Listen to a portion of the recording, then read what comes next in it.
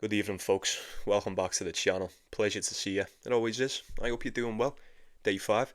Over in the US Open, we'll be going through the rest of these matches in the second round. Make sure you get your comments in with your predictions. Anything that I'm going for personally will be in that pinned comment, where it always is. Feel free to take a look at that if you want. Do with it what you will. Take it if you want. Leave it if you must. It's entirely up to you. We make our own decisions over here. Now, like the video, before we get started, if you'd be so kind, get yourself subscribed to the channel. If you're not already, we continue to grow each and every day. It would be an honour to welcome you to the squad. And very well, and now all that is out the way. Quick recap time. How did we get on yesterday? Did we win? Did we lose? Did we just come close? Most importantly, did we enjoy the tennis? I'll go first. Bit of a day of redemption for me yesterday, was it not? Do not be afraid, for I have redeemed you. 3-0. I'll be taking that. I have a bowl of that. Say something about that if you will. I have Bonzi for 2 sets and Riedi even money double. Thank you very much. Djokovic managed 7.5 games on the spread. He even dropped a set and he still managed to cover that spread with a few games to spare. Thank you very much. And then I had Thomas Mahach to beat Joao Fonseca. Thank you very much. Gonna try and ride off the back of that, keep hammering the nail, see if we can continue to do some damage today. But get yourself involved, share with the group, don't be shy. And we'll get straight into business, folks. Let's waste no more time. Let's get it on. Right, so first off, Adam Walton, Coleman Wong. Interesting, very interesting indeed. I think this has potential, I really do. These have played each other twice before. Head to head is 1 apiece, most recently over in Miami earlier on the season. That went the way of the Australian, and then Wong beat him on the Challenger Tour last year, both on the hard court. Decent games, close games. I think on paper these are very evenly matched. Very evenly matched on the day. I mean, the rankings would suggest otherwise. Adam Walton, 85 in the world, 173 for Coleman Wong. They've both passed the eye test. This is the thing for me. I've watched the pair of them. Both of them have passed the eye test with flying colours. Wong gave Kovacevic no chance. No chance, and he really wanted the win as well. He was playing every point. Kovacevic just looked like some entitled rich kid that wanted an extra 2 weeks off. But it is what it is. That's neither here nor there. Adam Walton, Hugo Humbert, drop save just once. I think Hugo Humbert broke him just once, if I'm correct. And then Adam Walton, like I said with Wong, he gave him no chance. And you can't say it's been a given for either one of these. Both of them have had to take out seeded opponents in the first round. It could have easily went the opposite way for the pair of them, but no, they said not today. I fancy a piece of this US Open prize money. But now they play each other, and who's it going to be? You know, history's ending to go off. They've had close games before, and I don't think there's much to separate them. If I'm being honest with you, apart from the rankings and apart from the odds telling me who is favoured to get this one done, I'm struggling to split them apart. I'm struggling to separate these two in terms of, who does what a hell of a lot better than the other. I imagine there's someone out there who'll probably know, who'll probably have a bit more of a clue on this matchup than me. Based on what I've seen and what I know, I'd say either one for a set. Either one of these for a set based on how they're playing. They're playing really good. Adam Walton is slightly favoured to get this one done. Only slightly. Call it 1.7. There's a little bit of cash coming in on the Australian. Call it anywhere between 1.6, 1.7 for Adam Walton. 2.3 for Wong. I think it's a close one. Over 3.5 sets seems to be the logical choice in this one for me. And I think we'll waste no more time on it. I ain't got much more to say on that. Either one of them could be the winner there. Either one could win that, absolutely. And we've got Leandro Riedi and Francisco Cerundolo. Cerundolo, man. You lucky man. You jammy bastard. How did he do that against Matteo Arnaldi? He was down, but he weren't out. Honestly, God, 6-3 and then 6-2. You're sitting there going, oh yeah, you're fucked. Your US Open done, mate. You're going back home. No, not today. 7-5, 6-4, 6-3 in the 3rd, 4th and 5th. Matteo Arnaldi. Now look, it's a fantastic comeback. That is a phenomenal comeback from Cerundolo. You don't see many like that. But at the same time, the amount of shit in the pants of Matteo Arnaldi in that match, oh my god. Imagine having to sit next to him on the way home. Jesus Christ. That's unbelievable, that. It's unbelievable. And it kind of cancels each other out, does it not? Because I want to sit here and go, if you can't beat Cerundolo from that position, dead and buried, shovel in the dirt, fist pokes through the earth, I'm not dead, you haven't finished me off, son. you'd take him to beat the likes of Leandro Riedi. But I'll be honest with you, who else, given if you were in that situation, who else would have let you come back from that spot? I don't know. And going off the way Leandro Riedi's been playing so far in the US Open, I'd say, take it with a pinch of salt, but I'd say if you were to drop a set to this guy, odds are you're probably not going to get one back. Leandro Riedi is yet to drop a set all through qualifying, and in the first round, look, it was Pedro Martinez. It was Pedro Martinez on the hard court. It's not impersonal, but kind of an easy win for majority. If you're just okay on the hard court, you'll probably beat Pedro Martinez 6-4, 6-2, 6-3. Absolute arse whipping in straight sets. He'll be fancying himself coming into this one. And if I was Leandro Riedi, I'd be seeing how shaky and how dodgy Cerundolo looked against Arnaldi. I'd be sitting there thinking, I've got this guy. I'm gonna do this guy. I feel like I'm gonna beat him. I'd feel very confident coming into this. But like I said, if you can't beat Cerundolo, if Cerundolo can't be beaten from that situation, what are the odds he's going to turn up and play equally as shit for the majority of the match in this one? I don't know. Didn't expect it to go the way it did, but it did. Kind of changes things in this one. I'm getting Leandro Riedi around 2.7. Is that right? 2.7. Decent enough, dog. I expected it. See, he's been around 2-1, and it's dropped. Couple of people fancying a piece of the Swiss pie today. I don't blame them. Kids look solid.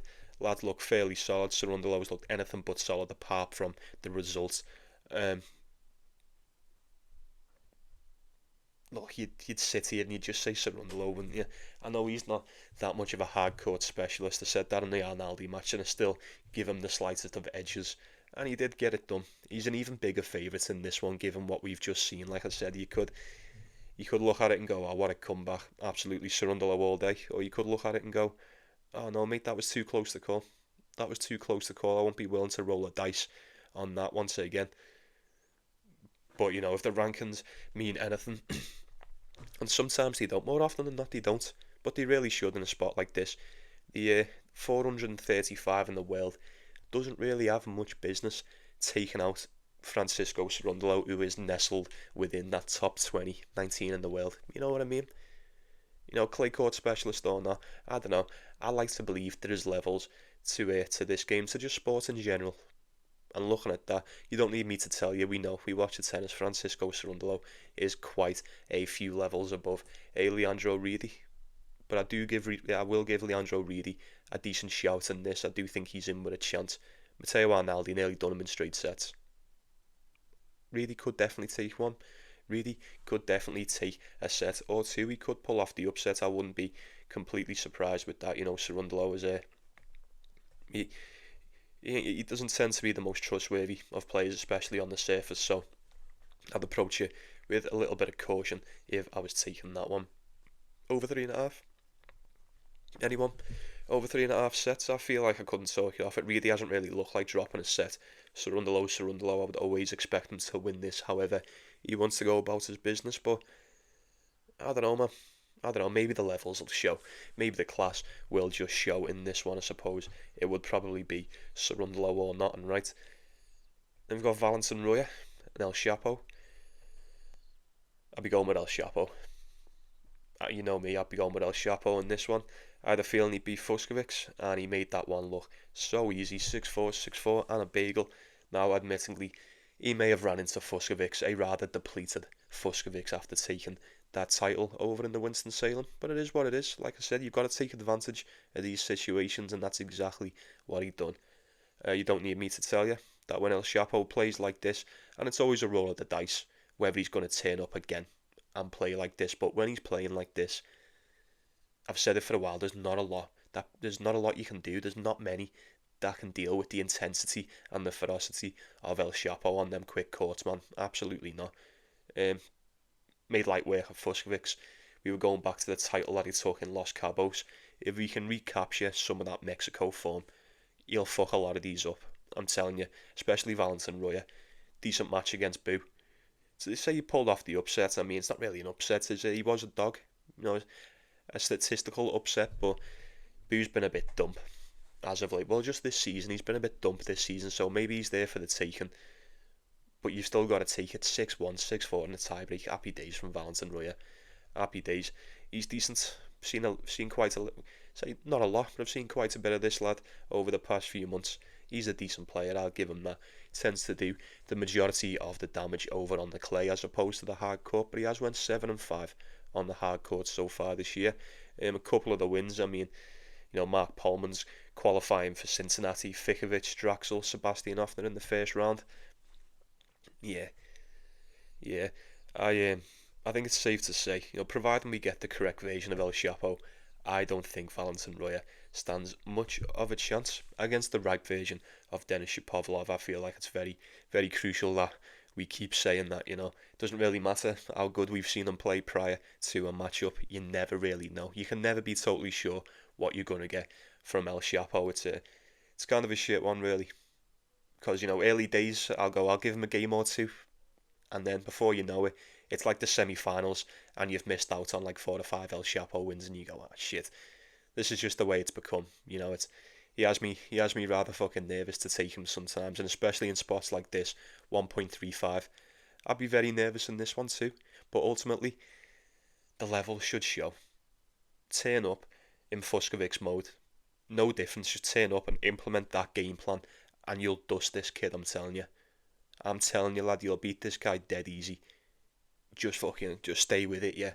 Stay with it. Don't deviate from the plan. You know me, I'm a massive El Shapo fan. Massive El Shapo fan. El Shapo for the US Open title, by the way, folks. Probably fucking not. But El Shapo to take out Valentin Roya. Absolutely. Absolutely. Now, if he wants to turn up and look like a damn fool, like he has done before, then so be it. It is what it is. You can't say we weren't aware of the dangers with this one. You've got to approach it with a little bit of caution when you deal with these El Shapo matches. But 1.35, 1.4, he gets it done.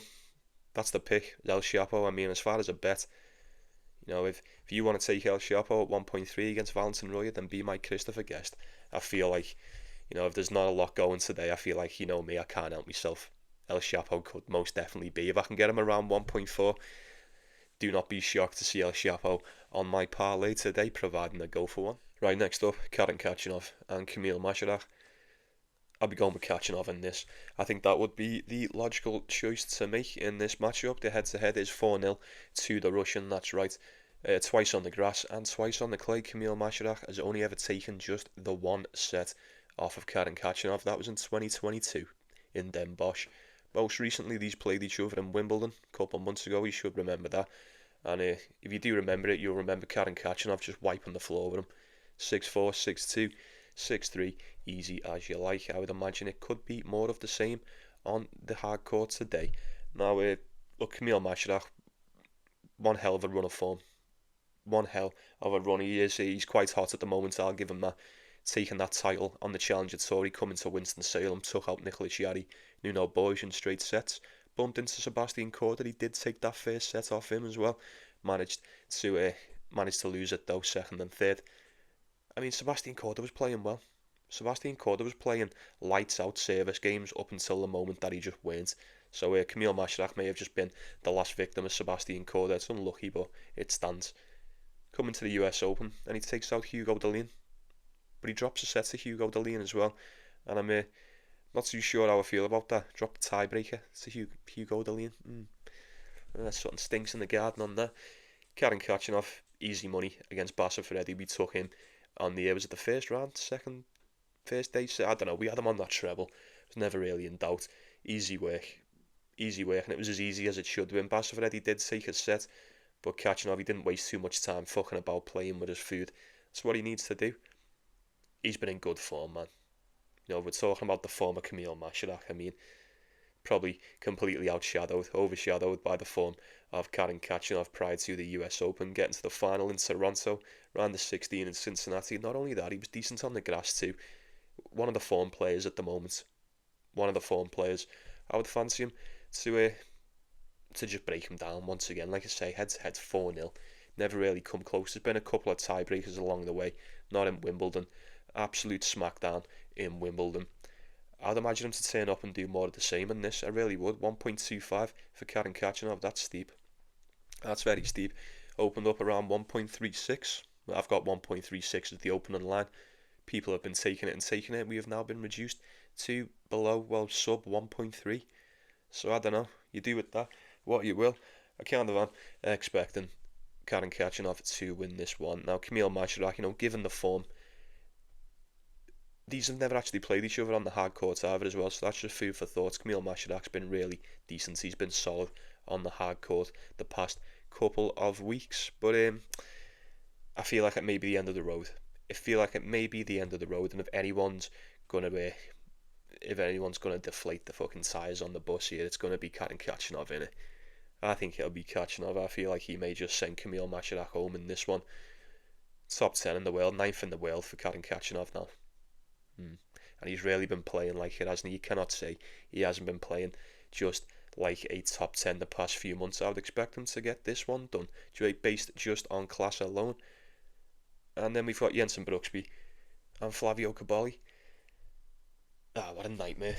What an absolute nightmare this is. I mean, I'd look at it on paper and I'd say, you know what, straight off the bat, I'd probably lean towards Flavio Cobolli. But would I? It is the hard court, and we are in the States. There's a couple of signs pointing towards Jensen Brooksby in this one. It's tough, man. This crowd ain't gonna let him go out easily, are they? No. They're gonna fucking love him today. Look, anywhere else, any other time of the season, I'd have taken Flavio Cobolli. I really would have done. 7 and 10 on the hard court this year. It's not too great. Nowhere near as good as what we've seen on the clay and on the grass. Well, given that he has got himself a couple of titles. Jensen Brooksby, 6 and 7 on the hard court. I mean, that Eastbourne run that he went on just sort of kept him afloat, didn't it?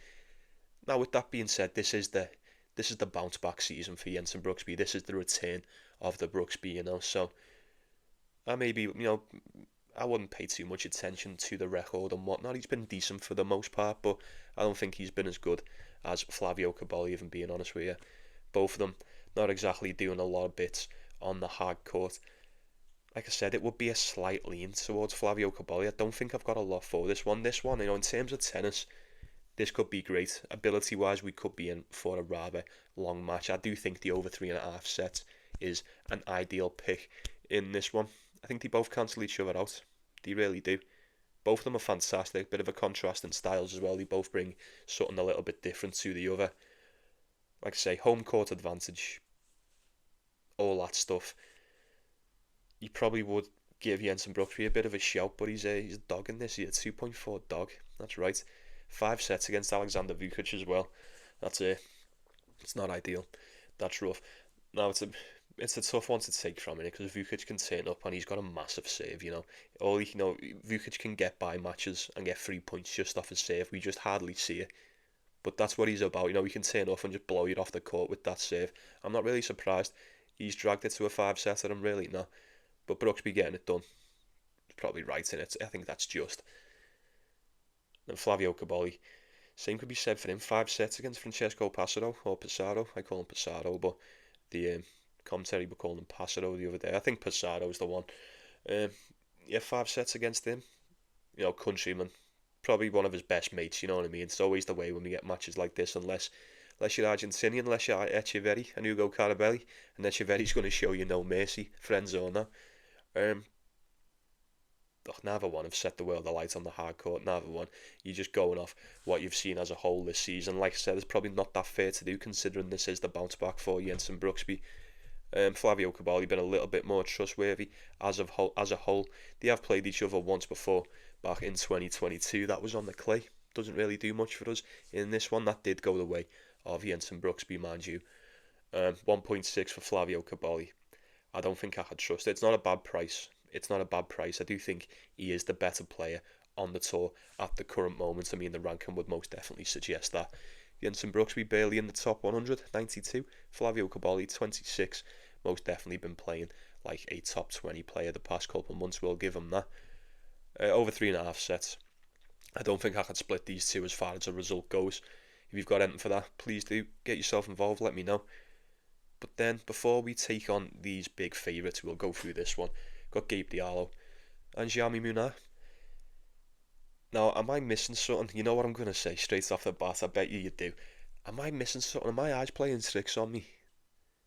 I've got this split right down the middle, 1.9 apiece. As a matter of fact, Gabe Diallo is a dog. Now, this was 1.9 when I checked it last night. Got up this morning to do the vid, and we've got Gabe Diallo as an even money dog against Yami Munar on the hard court. Am I missing something? Does someone know something that I don't? Like, I looked at this and straight off the bat I went, you know what, Gabe Diallo probably would be. But as I've had time to sleep on it and I've had time to think about it, and the more I've been thinking about it, probably call it overthinking. I've been kind of making more arguments for Yami Munar in this one, although I probably shouldn't do. I mean, let's just unpack it. Got Gabe Diallo, even money dog. Yami Munar around 1.8, so people are taking it too. So clearly a few people fancy a piece of that paella today. These have played each other twice before. Gabe Diallo's beaten both times quite convincingly too. Quite convincingly. Most recently was in Mallorca on the grass not that long ago, 7-5 and 6-3 to Gabe Diallo. And then played him in the US Open last year, first round, 3-1. 6-4, dropped a second 3-6, 6-3 rather. And then come back 6-3 and 7-5 in the third and fourth. I would love to assume Gabe Diallo just turns up and beats you. I mean, I always say with Diallo, it's easy, innit? He's too big, he's too strong. The man's too big, the man's too strong, especially on these quick courts. He possesses a rather dominant style, I'll give him that. But Yami Munar's a favourite. You know, even with all that being said, Yami Munar is a favourite. I don't think he opened up as a favourite. I'd be surprised. Surely this had to be like a pick him or he was a dog. Yeah. Look, it is what it is on the price. I can't stop looking at it. I suppose, you know, in terms of Yami Munar, he's hard to beat. He's very hard to beat. I will say this, since they last played each other in the US Open, I think Yami Munar's hardcourt game has made significant improvements. He has made significant improvements to his hardcourt game. We've said it all year. Pretty much to his all-round game. I think this is the best I've ever seen Yami Munar play. On the hardcourt, 10-8, and then 3-1 indoors. Fantastic. I didn't see this one coming 6-9 on the clay. He just went, fuck that. Fuck that clay shit. I want to play some quick tennis. Worrying. Couple of concerns. That price is putting me off. Is he just gonna grind Gabe Diallo out? He's been so good, you know, like hardcourt Munar this season's been very tough to beat, you know, and he's beating people like this. I think he could definitely win it. He could see this is what's happened to me. I'm making arguments for Yami Munar because people are putting me off with the price. I genuinely believe Gabe Diallo's going to win this one. I looked at it straight off the bat and I thought Diallo wins it. If it was anywhere else, any other time of the season, we'd have taken it. He's already beaten both times they've played, even a couple months ago on the grass. You know, beating him straight sets on the grass. Coming into the US Open, I imagine you'd have just as good of a chance. As a matter of fact, what were the odds? Let me check the odds for that match when these played each other on the grass. 1 second. What are we calling it? What are we calling the odds on this while I find it? It's the first round, weren't it? Gabe Diallo, Yami Munar. Gabe Diallo was 1.6 against Yami Munar over in Mallorca. And now he's an even money dog. What's happened since then? What has happened since then? Like, I don't know, it's because Gabe Diallo's been a bit patchy since we've returned to the hard court. He can't string together back-to-back wins, is that it? 1-1 in Washington, 1-1 Toronto, 1-1 in Cincinnati, 1-1 in the Winston-Salem. Look at the losses though. I mean, Taylor Fritz, Ben Shelton, Taylor Fritz, Jannik Sinner, Medvedev. 4 of the 5 probably didn't expect him to win anyway. He just got past Demir Djuma in the first round. Yami Munar just got past Jamie Farrier. He looked alright as well. Bageled them 6-3 and 6-2 with the sets that he won. Did drop the third 7-5. He's just been munched on by Martin Fucsovics in the quarterfinals in the Winston-Salem a couple of days ago. I'm looking at the wins on the hard court here. Is that Andres Martin? Is that what his name is? Oh, Dan Martin. Oh yeah, of course, Dan Martin. Looks like the librarian. He beat Dan Martin.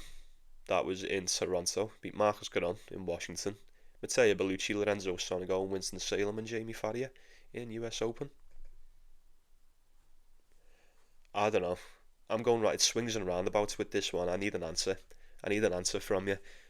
Am I missing something? Am I a fool for thinking Gabe Diallo wins this one? Am I a fool for wanting to take Gabe Diallo at even money? That makes me want to take him even more. I don't know. Like I said, maybe I'm missing something. I would appreciate it if you got yourself involved in this one, folks. I feel like something stinks in the garden. I can't quite nail down what it is. Can't quite nail down what it is in this one, but it would be Gabe Diallo for me. While he's a dog, take him for the set as a parlay piece. Take him for two. Just take him straight up at even money. That would be my prediction for that. I don't know whether I'm brave enough to take it though. Yeah, I'll have to see. I'll have to see near at the time. Right, so next up, it's Roman Safiullin and Felix Auger Aliassime. I'd be going with Felix in this one. I feel like I'd have to go with Felix in this one. He looked decent against Billy Harris in the first round, straight sets. Could have been a little bit different. Could have dropped a set. He managed to stay on top of his game and see that one through in three. Happy days. He'll be happy with that. Roman Safiullin. On the other hand, 5 sets against Monfils. 5 sets is what was needed to dispatch the Frenchman. A win's a win. Happy days, but going 5 sets and then taking on someone who's riding off the back of a straight set victory, it's probably not ideal.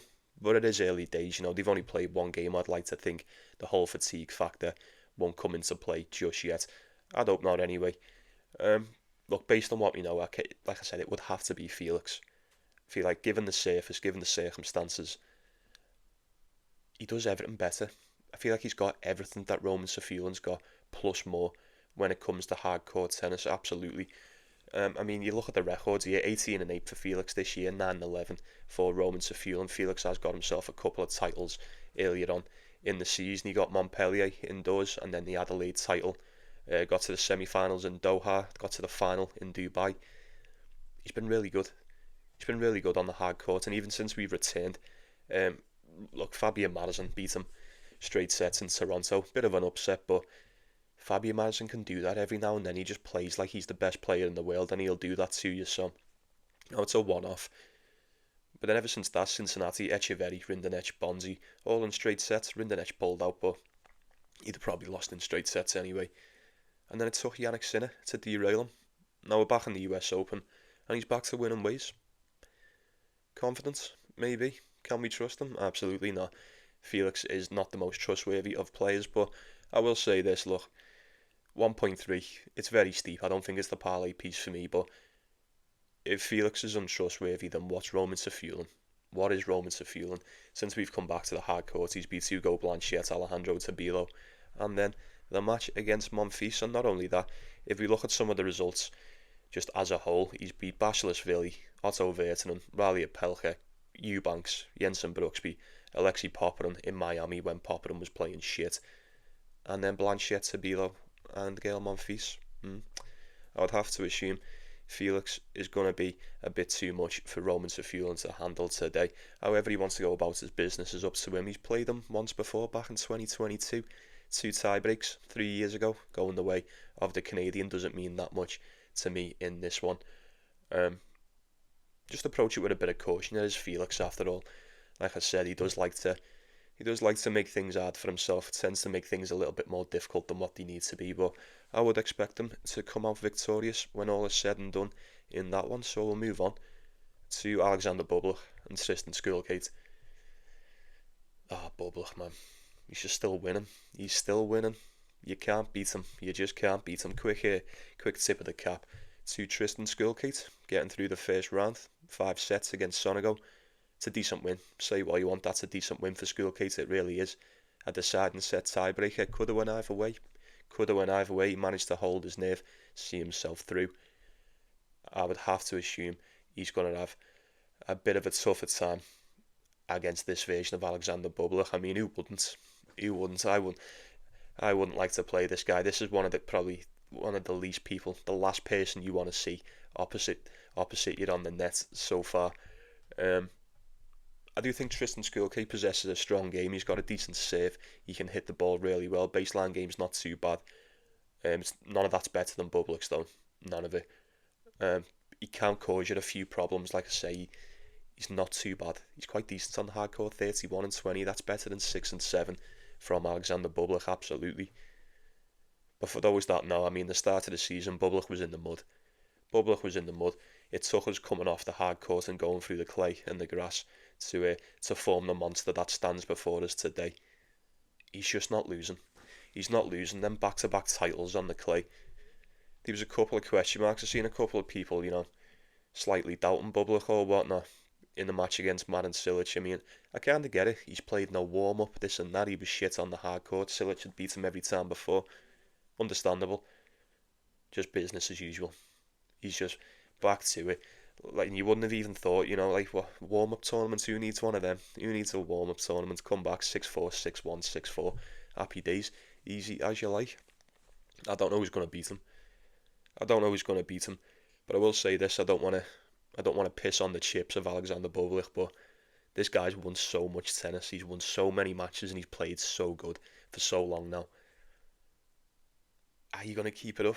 There always comes a time, no one's invincible. There will come a time where you get beat.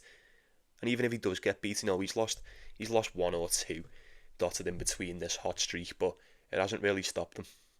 He'll lose one and then he'll just go straight back to a naughty run. I don't think Tristan Schoolkate's going to be the one. I don't think he's going to be the one to take out Alexander Bublik. Many have tried and many have died. I don't think Schoolkate's going to do it. I don't. Even if this comes down to what we know the pair of them are really good at, even if they're just going to try and bully each other with power, serve each other out and then hang on the baseline game, I would always have to side with Bublik. Always have to side with him. Like I said, look, he's not losing. He's not losing games, folks. I mean, look at the run of form that he's in. Look at the run of form that this guy's been in. You can't go against him. You're foolish to go against him. If you're just thinking for some reason or other, this is going to be the day where it all comes crumbling down, then we're just guessing, aren't we? We're just reaching on that.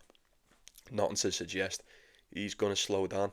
It's just business as usual for Bublik, that's what I mean. He could have struggled against Marin Cilic, and imagine if you're going to deal with him like that. From an ability standpoint, I think he can hang with Tristan Schoolkate. Most definitely. Could be in for a bit of a long one. Could see a tiebreaker or two, given the nature of the pair of these with the serve and the power and whatnot. I think Bublik will just be too good, like he has been for everyone else he's played. Right, we've got Stefanos Tsitsipas and Daniel Altmaier.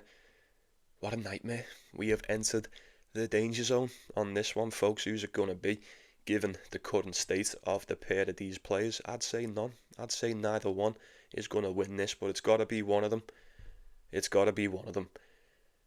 Who would you go for here? I mean, Daniel Altmaier, he looked decent against Medvedev, but they were kind of just buzzing around, weren't they? Waiting for each other to make unforced errors. I say waiting for each other, kind of just waiting for Medvedev to make unforced errors, but nearly 5 hours that was a tough match. Now he has had a day off in between, so he should be alright.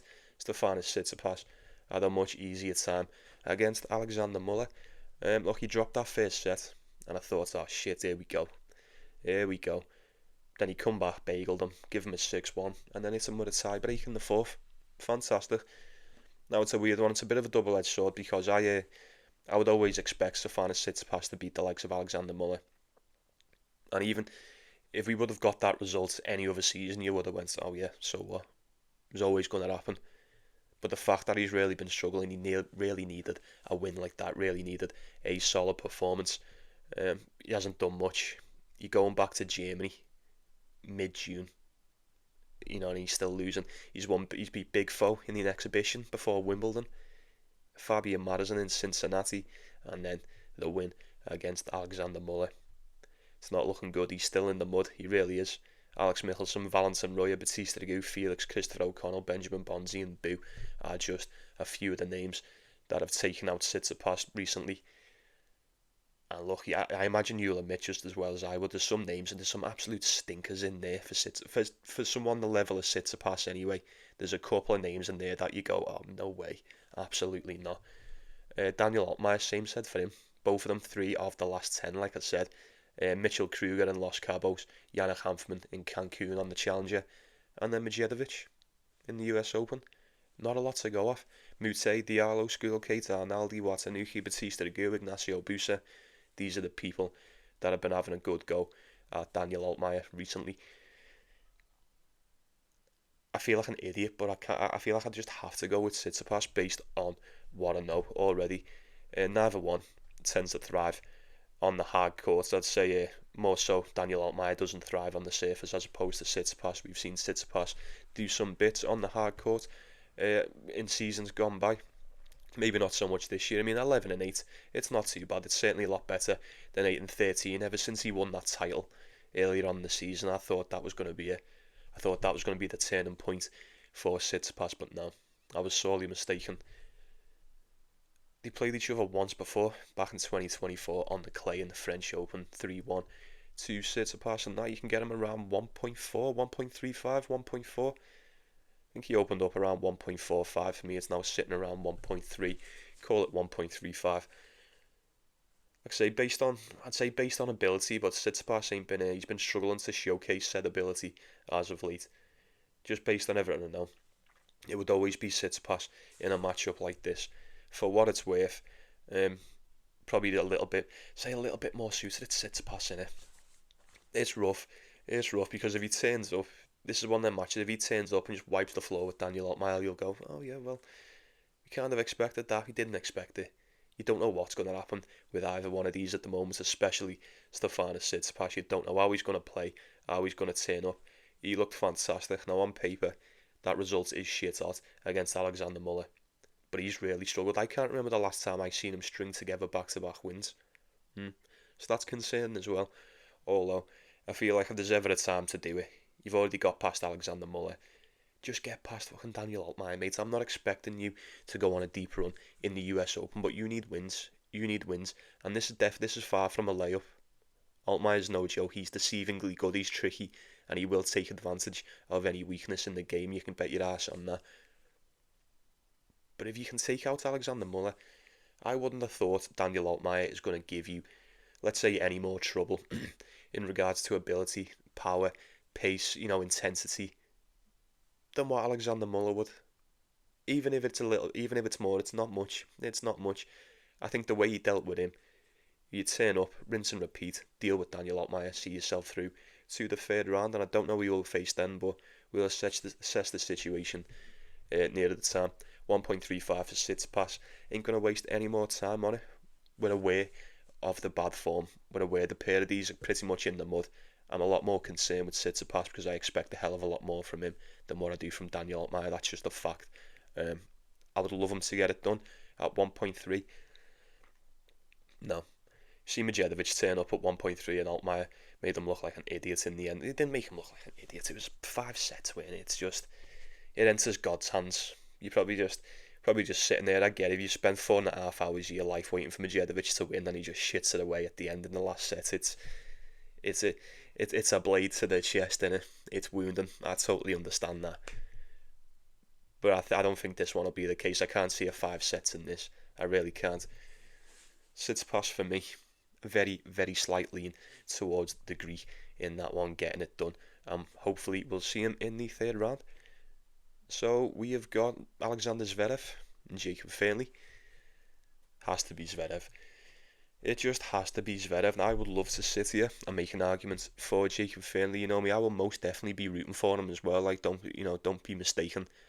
I'll be supporting Jacob Fearnley. I would love nothing more for him to turn up and beat Zverev. But then with that being said, it would kind of destroy me outright, wouldn't it? But then again, Jack Draper pulling out's kind of hammered the odds anyway. But I'm very lucky that I parlayed all 4 of them. That wasn't a boost either. I had to put all 4 of them together. So maybe I could do with Zverev winning this. It's a double-edged sword, isn't it? The double-edged sword once again. Look, just because I'd like Jacob Fearnley to win, I'll be honest with you, I don't think he stands much of a chance at doing so. I will admit, I didn't give him much of a shout against Bautista Agut, and he did get that one done with relative ease, 3-1. Happy days. He'll be happy with that.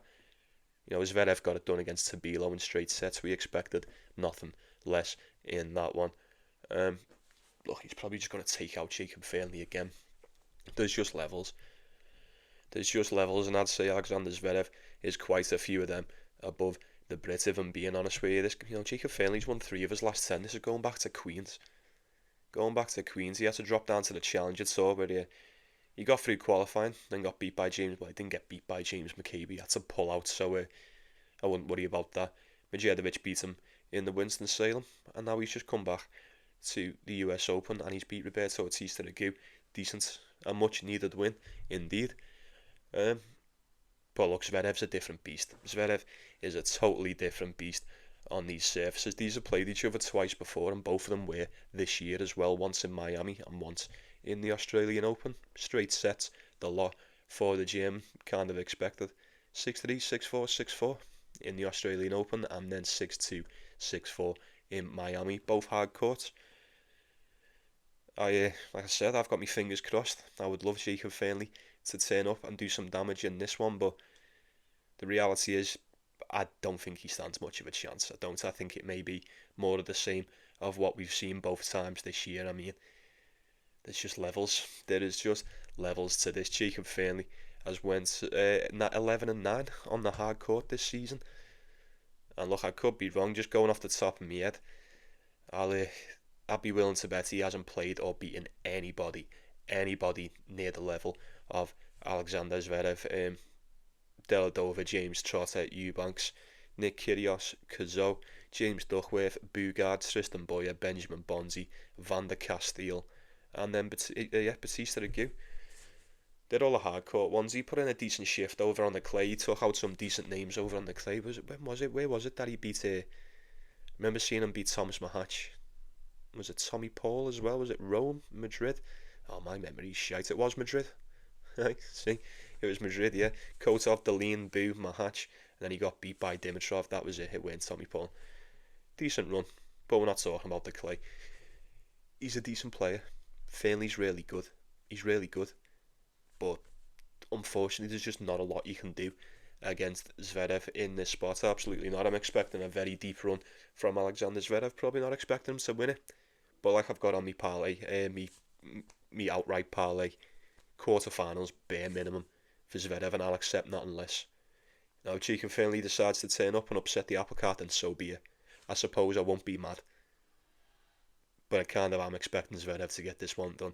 Jacob Fearnley's never really come close to taking a set off him in the past, so I don't know what much is going to change come the US Open. So it'd be Zverev for me, however you want to take him. And we've got Nuno Borges, good old Nuno Borges, and Tommy Paul. Oh, give me Tommy Paul. Give me Tommy Paul in this one. I feel like I would have to take him. Look, like Nuno Borges is definitely in with a shout in this one. I mean, based on what we've seen as of late, especially since we've come back to the surface, you wouldn't give Nuno Borges that much of a chance against Tommy Paul in the US Open early doors. I wouldn't anyway. He's won 2 games, lost 4 since we've come back. Oh no, lost 3. Sorry, 2 and 3 since we've come back to the hard court. Nuno Borges, that is. Facundo Bagnis in Toronto, and he barely got past him. And then the one in the first round against Brandon Holt, we knew he was going to do that. We knew he was going to beat Brandon Holt. Like we were saying, the home court advantage only matters so much. There's levels. Nuno Borges is miles above Brandon Holt. And he most definitely showcased that in the first round. Straight sets, 6-4, 6-2, 6-3. Happy days.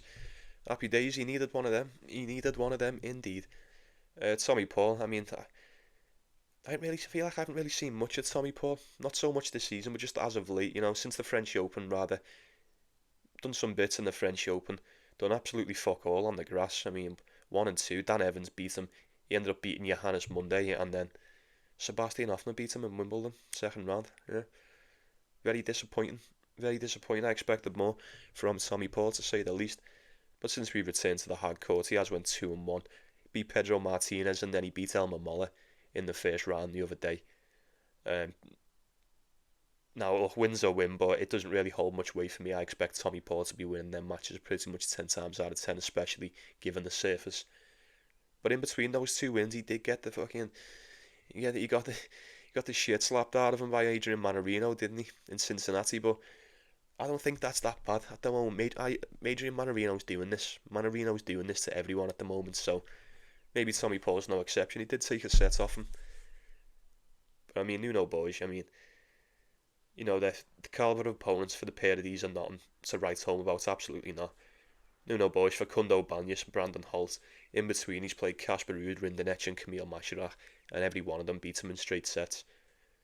So maybe, is Brandon Holt and Facundo Bagnis just an easy match for Nuno Borges as soon as we get in the step up, or not even a step up? He's facing similar calibre opponents. Maybe not in Casper Ruud, he's much better, but Artur Rinderknech and Majchrzak, I think they're a bit more suitable for him to take on, and he can't even beat them. Bagnis is Don't even know where Banyas plays at the moment. He's probably playing on like clay challenger tournaments, isn't he? For the most part. Even if he has now 11-11 this season, he's barely played at all. Struggling against him on the hard court, and then beating Brandon Holt, who was essentially just one of these American challenger players, you know. I would have to assume Tommy Paul beats him. 1.2. That is so steep. That is super steep, but maybe it tells us a small tale within itself on how this one's going to go. Given the home court advantage, given the hard court abilities, I genuinely believe Tommy Paul is just a better player than Nuno Borges. I really do. Maybe not by much. I think Nuno Borges, he's a decent dog. This is the problem. He's a very good dog. Operates fine as a dog. It's always when he's a big favourite, you expect him to win these matches, and he just pisses them away. I always say he loves to drop a set. That's because, more often than not, we deal with the best of three throughout the course of the season, but he does love dropping sets. He loves dropping sets, but as of late, he ain't really been a fan of winning them. He ain't really done much in regards to taking them, so I think the majority of the signs would point towards Tommy Paul in this one. Yeah. Give me Tommy Paul. I don't think I'd be sticking him on a parlay at 1.2, but, for what it's worth, as far as the prediction goes, it would definitely be the American in that one for me. Very well, folks, we will just round up these massive favourites before we wrap this shit up, and I'll let you go about your business. There's only a couple, shouldn't take that much of your time. So the first one's going to be Lorenzo Musetti and David Goffin. Get Musetti around 1.15. It's just, he's going to beat David Goffin. I refuse to believe David Goffin, after he's just pulled off the upset against Quinton Hallis in the first round, he's going to rock up and take out Lorenzo Musetti. I thought Musetti looked really decent against Gio and Pecci Pericard, and if you're going to deal with the power and the intensity of Gio, I imagine you're going to be able to deal with David Goffin. I think David Goffin will probably deal with himself in this match. Head-to-head is 3-1 to Lorenzo Musetti. I don't think it makes much of a difference. I really don't. David Goffin did beat him last year in Shanghai, but I don't know. Times have changed. 2025, David Goffin leaves a lot to be desired. 10-20 on the season, 6-11 on the hard court. Now Lorenzo Musetti ain't been much better on the hard court, 8-7, but as a whole, he is just a 10 times better player. 10 times better player than David Goffin. I always say big dogs, big spreads. That's probably the way you're going to have to look regarding some value in this. But just as I say that, I did take the minus the points with Djokovic yesterday. You could probably take minus the points, or minus the game rather. With Musetti today, I couldn't talk it off it. I'd be surprised if David Goffin give Lorenzo Musetti a lot of trouble today. Can't see it happening. Can't see it happening. So next one, Tristan Boyer, Andrei Rublev. Now I'm expecting Andrei Rublev to win. I do still have him on the outright. All the outrights still live and breathe. I need him to get to the fourth round. So that means I need him to get past Tristan Boyer. Absolutely. Big dog, Tristan Boyer, 10-1. To be precise, you'll get a massive spread. Probably a rather low total. The question remains the same. How much do you believe in Tristan Boyer in this? I think he can keep it close. I think he can take a set. Rublev, look, probably won't want to admit it, but he's far from trustworthy, man. He's still far from trustworthy, even though he's been picking up a bit of steam prior to the US Open back-to-back quarterfinals in both the Masters. Happy days. Yeah, he got past Dino Prismic, light work as well. That was light work, 6-4, 6-4, 6-4. I would imagine Tristan Boyer is just going to be more of the same. Relative ease for Andrei Rublev. Get yourself behind the service. Tristan Boyer managed to wrap yourself around it, and then he'll do the rest himself. I don't know what Tristan Boyer is going to do to Rublev. In terms of abilities, I don't know what he's got that Rublev doesn't. Apart from us being in the States and he's on the home court, is that going to make much of a difference in this? It could do. We know the mental state of Andrei Rublev. A bit of adversity from the crowd. That could tip the scales in this one. If it's going to happen to anyone, it's going to be the likes of Andrei Rublev. The mental fortitude can be seriously lacking at sometimes, to say the least. But 1.05, fucking, what are we doing? You know what I mean? What are we even doing here? If he turns up and gets beat at 1.05, I'd be absolutely disgusted in that. Got Jannik Sinner and Alexei Popyrin. Look, Jannik Sinner price is 1.02. Of course he is. He's going to win this. I'm expecting him to win this. Now, I could make a very small argument for Alexei Popyrin on the spread. the smallest of arguments for Popyrin on the spread, just given how good he's been since we've returned to the hard court. He was decent in Toronto, got to the quarterfinals against Zverev, 1-1 in Cincinnati, but then he ran into Rublev. He did take a set off him. He's been playing good. Alexei Popyrin's been playing a hell of a lot better the past few weeks since we've come back to the surface than what we've seen out of him pretty much all season. So I do think Popyrin stands a chance. I don't know what the spread will be. I imagine it's going to be massive. It'll be a massive spread because it's Jannik Sinner.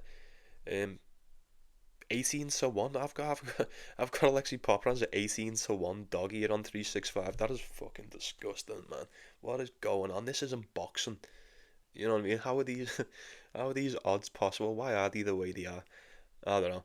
They'll never make sense to me. All I know is Jannik Sinner really is that good. Really is that good. And they're not exactly going to give us anything when Jannik Sinner's about, unless it's the final. 1.02, 1.01. It's the way of the water. That's the way of the water with the world number one, folks. I imagine he gets it done. But I do think Popyrin, he stands a decent chance at keeping this one close enough. I'd say close enough. Excuse me. And there's one more. There's one more somewhere. It seems to be evading me. Oh, Mochizuki and de Minaur. Look, same applies for this one. Same applies for this. I'm getting de Minaur around 1.03. 1.03 for the Demon. Oh, look, it's the same rule as the last one. I do think the Demon wins. If you're putting the two of them next to each other, the caliber is night and day. Easy money against O'Connell. It's easy work for the Demon. 6-3, 6-4, 6-4. Same goes for Majchrzak against Hugo Gaston. Never in doubt that he was going to get that one done. Absolutely no doubt whatsoever. And he's come through qualifying too. He's looked fairly decent in qualifying. Riedi and Borges in 3, and then Daniel Galán in 2. Hugo Gaston in 3. Alex de Minaur in 3. I don't know. It's a bit of an ask, innit? A bit of an ask. But with the spread, with the price being very high, I do think de Minaur, you can cover the spread against the Demon. I think if you get at him, you can definitely cover the spread. Not expecting him to win. But around 17-1, 16, 17-1, I'd be looking at that spread. With Mochizuki, just bite the bullet and just pray. Cross your fingers and pray and hope that he can win X amount of games in that one. I feel like that's probably the way that I'd be looking anyway. It's just food for thought. Very well, folks, that shall do us. Once again, another one in the bag. Thanks for stopping by. It's great to see you, as always. And I appreciate you watching the show. Make sure you like and subscribe before you go, and I'd appreciate that too. But you take it easy, yeah? You take care of yourselves. You take care of one another. It's the most important thing. And I'll be seeing you around. Have yourself a good day. Best of luck, however you go about your business. Let me know what you're going for as well. Let me know what you're going for. I had a very good day yesterday. I'm going to try and keep hammering the nails, see if we can do some more damage today. It'll be in that pinned comment if there's anything, you know that by now. But I'll be seeing you around. It's always a pleasure. See you tomorrow, folks.